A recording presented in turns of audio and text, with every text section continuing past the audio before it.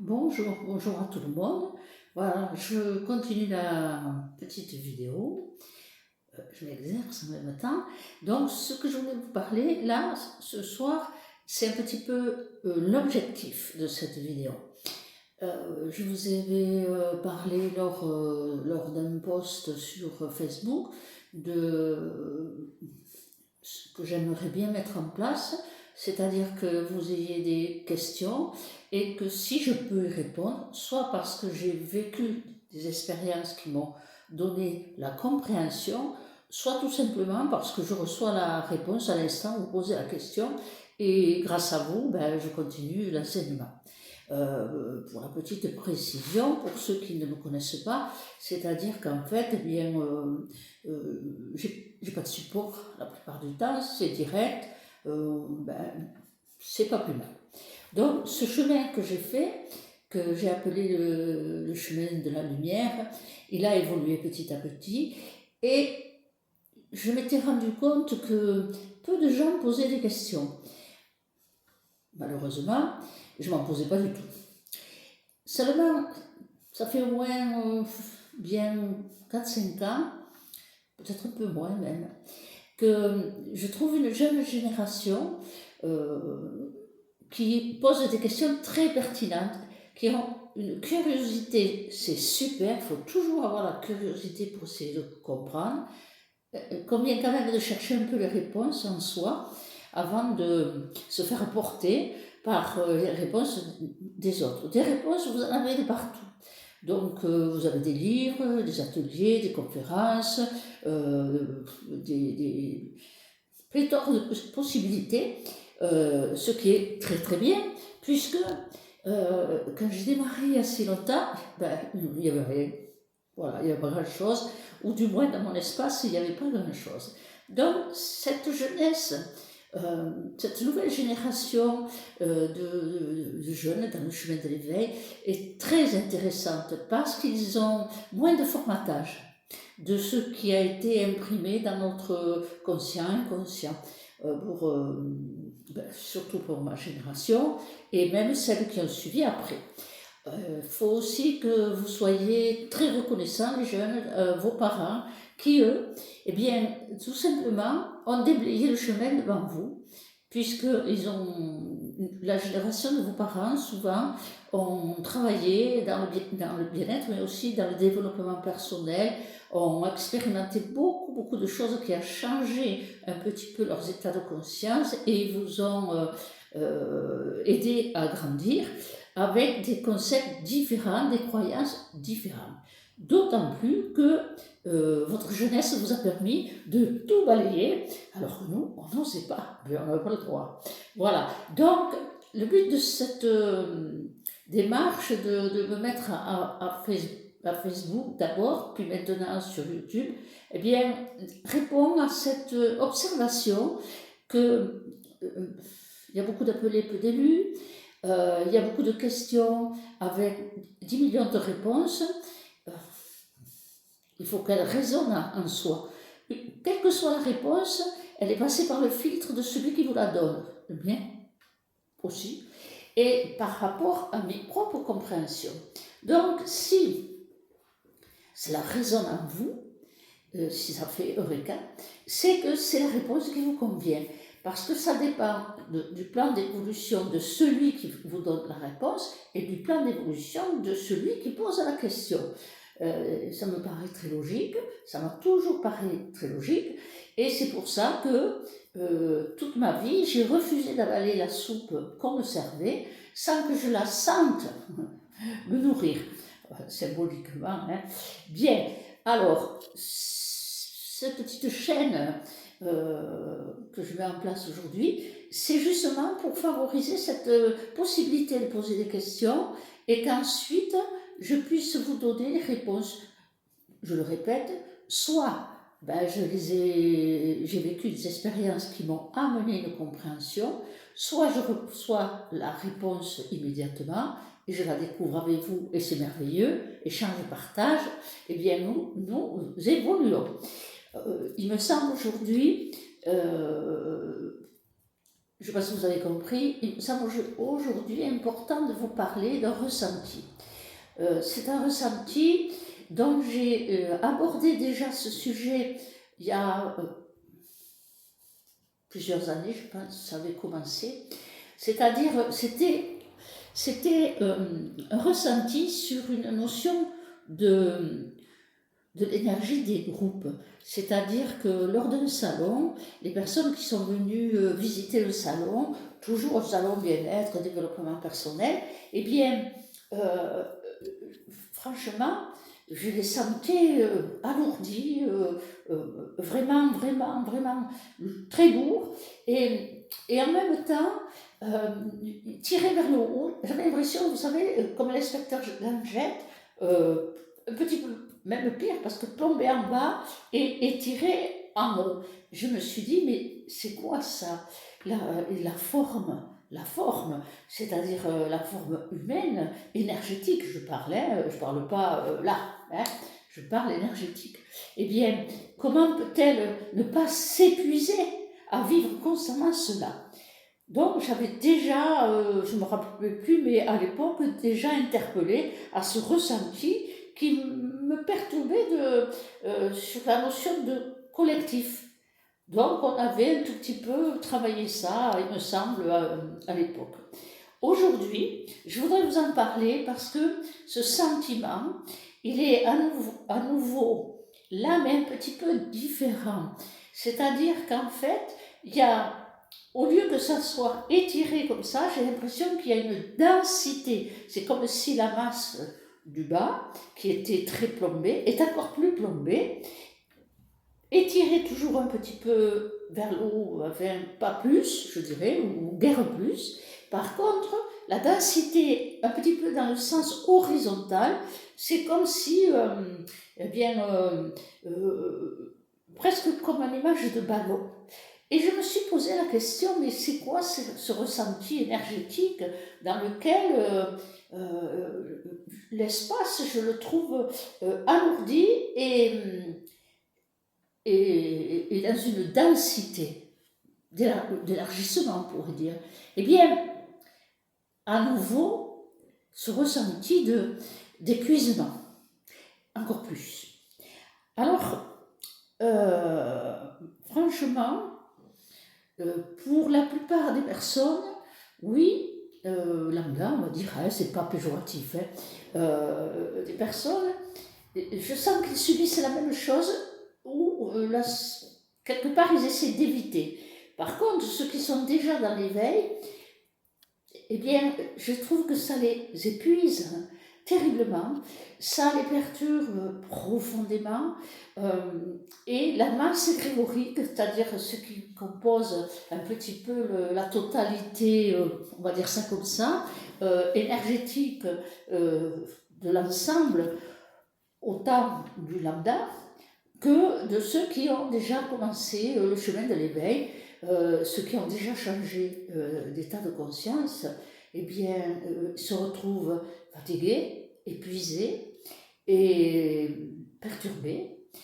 Évidemment, cette sensation, je l'ai attribuée, je me suis dit, mais avec tout ce qu'on nous nourrit, même dans ceux qui sont évolués, qui échappent quelque part, on n'échappe pas à un air ambiant, on n'échappe pas à une masse collective,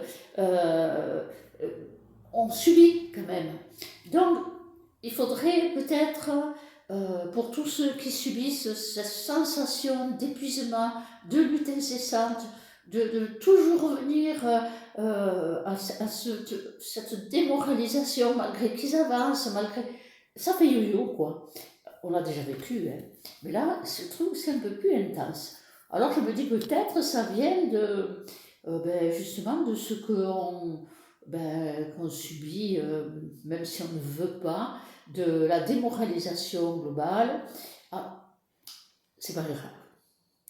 Il faut travailler sur soi, à s'alléger. Parce que là, on devient tous très lourds. Et je peux vous avouer que ma masse, alors je parle de molécules, hein, ma masse, si vous êtes évolué dans le chemin et que vous avez commencé un petit peu à communiquer vibratoirement avec vos molécules, vos cellules, vos ions, protons, etc., si vous avez ce ressenti, vous sentirez qu'il y a comme une densité différente. C'est dur de mettre des mots, mais je le sens dans mon corps, il s'alourdit, il me pèse, les phases légères, elles y sont, hein, elles y sont, mais immédiatement on sent aussi, dès l'instant où on sort de son cocon, de son espace où on se met un petit peu à l'abri, on ne peut pas y rester tout le temps, hein, et bien, et qu'on rentre dans le monde, il y a quelque chose qui est comme un marasme, une pénibilité,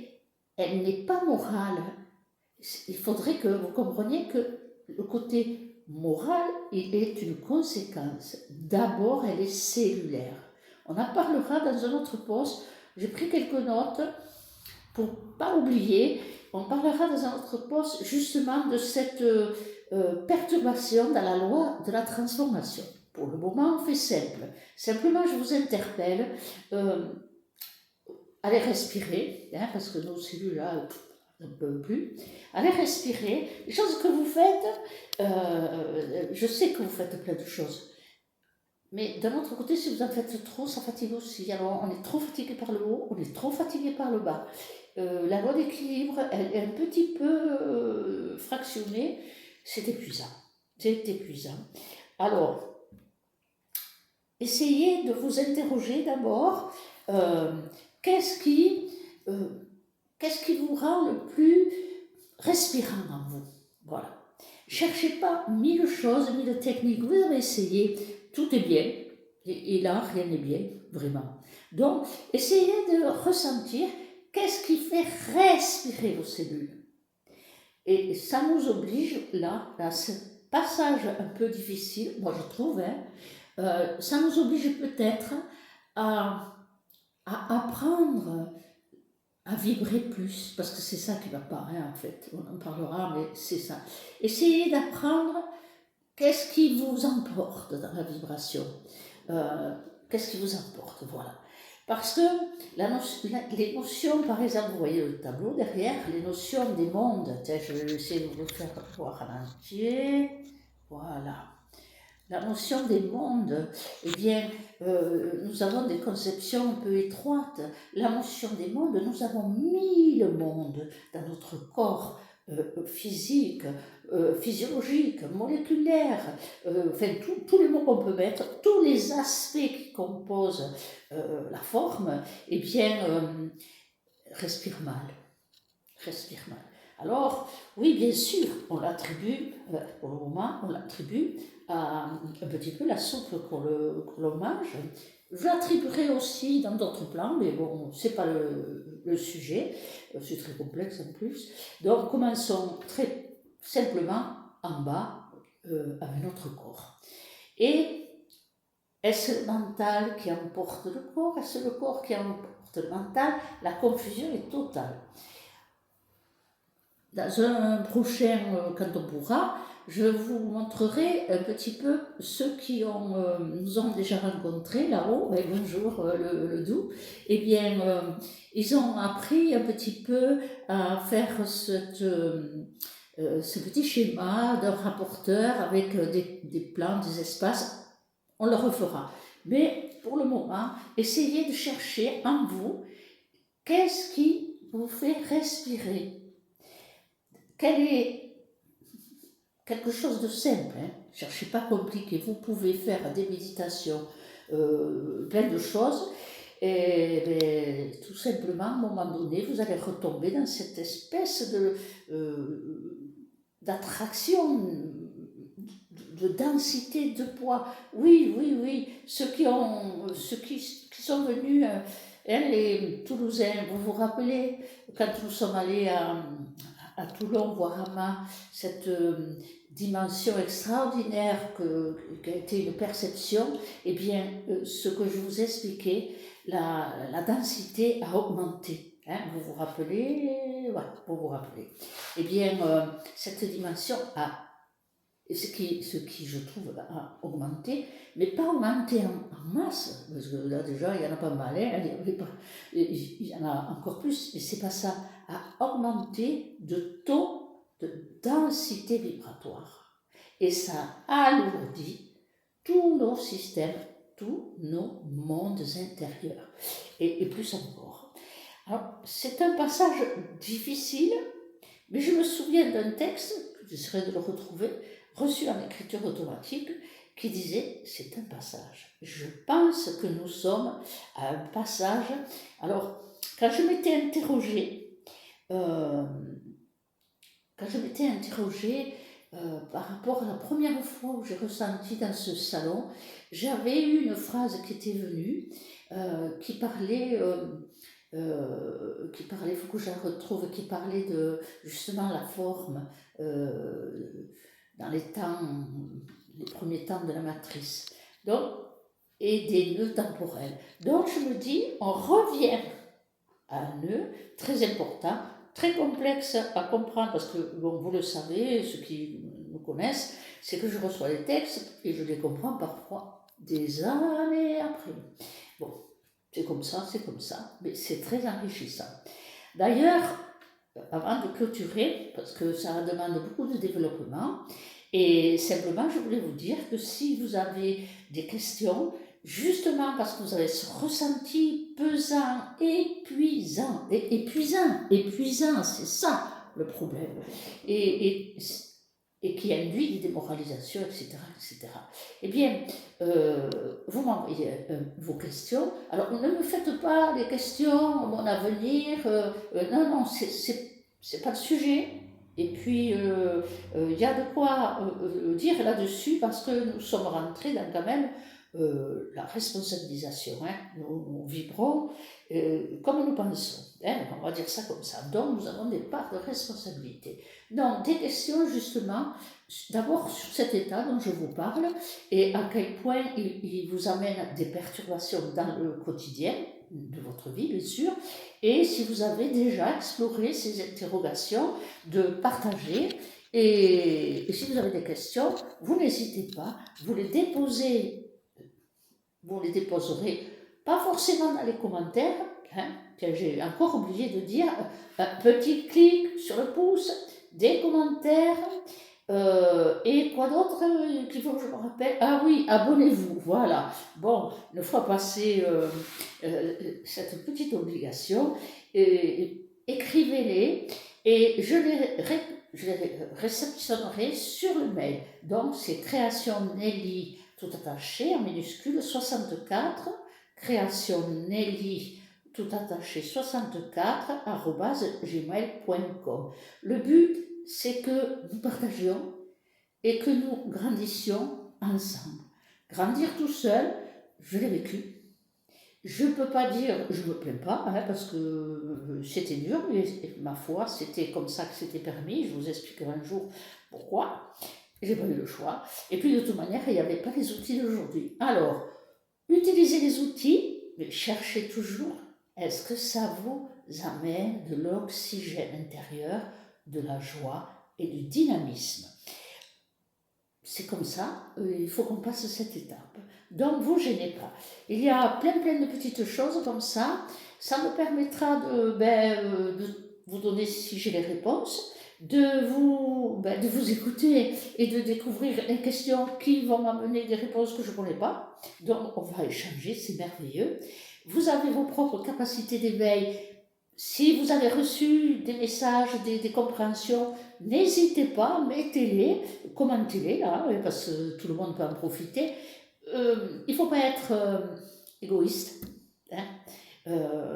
J'ai traversé de nombreuses années sur le chemin de la lumière, à voir un peu trop, beaucoup trop, de personnes dans l'éveil et qui gardaient leur savoir comme un trésor. C'est pas un trésor, hein, c'est pas acquis, c'est comme ça, nous sommes humains avec nos petites tendances et défauts. Aujourd'hui, tous ces jeunes-là, qui va leur enseigner si on retient? Comment leur faire c'est la transmission, il faut les aider, il faut on ne va pas leur mâcher les choses, hein, on va les interpeller, car nous sommes des poteaux indicateurs d'un chemin qu'on a parcouru. Donc, ça serait sympa de participer à cette idée qui me tient à cœur, parce qu'à l'âge que j'ai, je ne vais pas passer 20 ans ou 30 ans encore. Hein. Donc, j'aimerais bien transmettre. Et à ce sujet, ça fera l'objet d'une autre vidéo. J'ai mis, il y a tout longtemps, hein, j'avais commencé à vouloir déposer par écrit un petit peu toutes les expériences, les histoires vécues et les compréhensions. Beaucoup de textes magnifiques reçus en écriture automatique aussi. Et pour ce faire, suite à une rencontre, j'ai démarré de vouloir quand même mettre un petit livre en forme. Et pour ça, j'ai rencontré une jeune femme formidable, hein, la correctrice qui m'a, la pauvre c'est du boulot, qui m'a bien voulu me prendre pour corriger, parce que je mets beaucoup de mots, c'est pas très en synthèse, et beaucoup de mots, et vous verrez que des fois les mots sont compliqués, et les idées, les concepts sont aussi compliqués pour moi de les mettre dans des phrases simples. Mais je sais que vous êtes évolué et que vous comprendrez beaucoup de choses. D'ailleurs, ceux qui me connaissent, mettez vos beaux commentaires sur le décodeur qu'il faut parfois pour comprendre ce que je dis. Donc, cette jeune femme, elle a écrit un superbe livre, hein, Le bois du Sinope. Alors, je ne sais pas si vous voyez, parce que j'ai l'impression qu'il est en vert, c'est pas grave. Le bois du Sinope, elle s'appelle Sophie Germano, et elle fait plein de choses. Elle est magnifique, elle a 10 bras, elle a 15 bras, elle fait plein de choses, elle est formidable. Donc elle a écrit ce livre qui m'a énormément plu. Dès que je l'ai ouvert, on rentre dans les méandres du mental humain avec comment dire, une petite affaire de meurtre. Est très très intéressant, et le plaisir que j'ai eu, ça a été aussi de trouver dans l'écriture, de trouver des mots anciens, des mots que l'on n'utilise plus, parce que notre vocabulaire il s'est réduit, et pour tout le monde, hein, moins pour ceux qui lisent beaucoup, hein, mais notre société a basculé, et je le sais depuis que, je pense que c'est depuis la première publicité d'une lessive, où un singe s'est mis à nous parler. Après, c'est les assiettes, après, il faut parler de tout le monde. Et notre langage s'est raccourci, et les jeunes, avec SMS, encore plus. Donc, quel plaisir! N'oublions pas notre belle langue française. Et je tiens à le dire parce que, parfois, dans certaines écritures, reçues, avec l'écriture automatique, il y a l'emploi de mots anciens, et je suis obligée de prendre le dictionnaire, et parfois même un vieux dictionnaire, parce que je ne le trouve même pas en cherchant sur Internet. Donc, si vous avez l'occasion, Le bois du Sinope, par Sophie Germano, et si vous repérez ces mots, il m'a fallu aller chercher sur Internet, eh bien, on les rafraîchit dans notre cerveau, parce que n'oublions pas, ça s'est raccourci là aussi, hein. Parce que si on ne se souvient pas, on ne sait pas, c'est pas Alzheimer, hein. C'est un autre plan. Voilà, pour ce soir, je pense que j'avais mis des petites notes. Juste je dépose, interrogez-vous à cet état que j'ai appelé une stase, comme un arrêt dans, pas l'évolution, mais dans la dynamique énergétique de l'évolution. Alors si ça se passe en nous, ça se passe dans le collectif. Ne l'oublions pas. Et ça m'a interpellée, et je me dis, parlons-en, libérons-nous par la parole pour pouvoir remettre en route, eh bien, au niveau de nos cellules, l'espérance et la joie, parce que je trouve ça l'a coupé. Voilà, je vous dis bonsoir, j'espère que j'étais pas trop longue. Comme j'y connais rien, c'est fichu vidéo, je ne sais pas s'il y a une limite de temps, et c'est pas grave, hein, ça coupera avant. Et puis, Je vous dis bonne nuit.